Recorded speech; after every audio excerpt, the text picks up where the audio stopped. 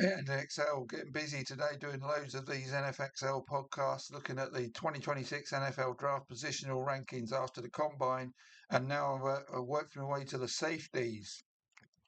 So when I look at the needs of all 32 teams, I can see probably around 10 openings at safety for starting roles, and a further, I don't know, eight to 12 as potential starters or primary backups. But there are at least a dozen good or better free agents, with some very good ones or better amongst them. So what happens with those free agents in free agency between now and a draft will definitely impact how many safeties from this class getting taken early and how early they go. So I'm saying um, that maybe about 15 to 20 in this class that are worthy of that kind of recognition, or there might be 15 to 20 openings, but I've only got 18 in my list.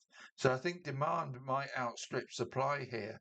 So that might draw these safeties to go earlier than, particularly when we start getting outside of round one, it might drag them up earlier.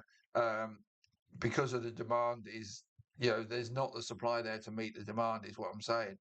So let's look at the top end of the class. Caleb Downs of Ohio State is number 6 on my big board, and he looks another one of the elite talents in this draft. Then I've got two more in round one. Emmanuel McNeil Warren of Toledo at 18 and Dylan Tieneman of Oregon at 23. So mid to late round one. Again, though, it's possible that they get dragged in up a little bit earlier, depending how the draft order pans out and what teams in the mid to, from picks 10 to 20 and then onwards.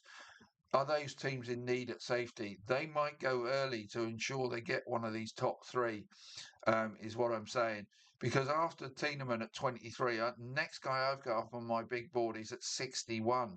So only one in round two, and that's like say 38 places later. Um, so, you know, if teams want one of those big three, they might need to go early for particularly McNeil, Warren, and Tienemann.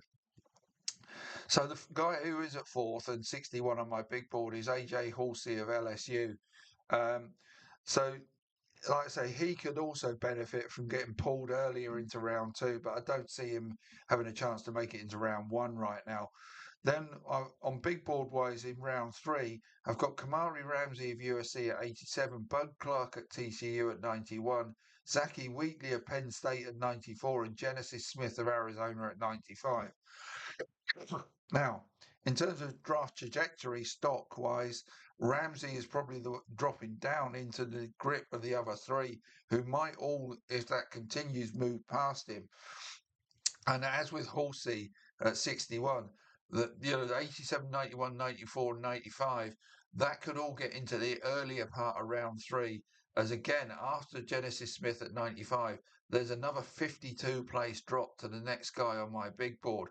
So again, if you want one of that second wave or third wave, if you like, you might have to go earlier to get them. Then at 9 on my safety rankings is Michael Taff of Texas at 147. So we're into round, what we're into here. Let's do a quick add up. We're missing out round four completely here. Nobody in round four is what I can see. We're into round five. But again, these guys might get pulled into round four due to lack of supply, basically. And that would include Lewis Moore of Indiana at 165, Bishop Fitzgerald of USC at 175, and VJ Payne of Kansas State at 180. They've all got potential to move up from those spots, and that's going to continue through the rest of the class. I've got them all in round five at the moment.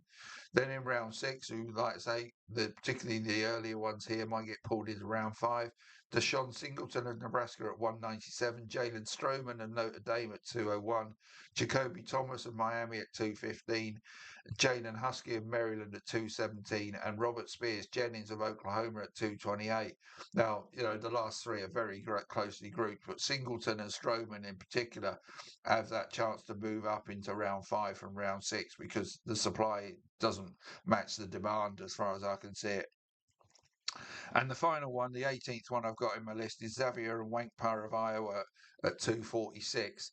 So they're the ones that I've got in my top 250 at the moment. And I'm just pulling up my worksheet, as it were, to see whether there's any just outside the top 250. Because, like I say, if teams are still scrambling around at the end of the draft for safeties, who might be the next one? Well, there aren't many again there. The only one that I would mention is Kendall Daniels of Oklahoma State, who's 256 on my big board at the moment. And then Asayan and Wacobia of SMU is at 281. Dalton Johnson of Arizona at 297. They're the only three outside my top 250, but inside my top 300. So I think teams might have to go early to get safeties in this draft, is what I'm saying. That's my overall theme.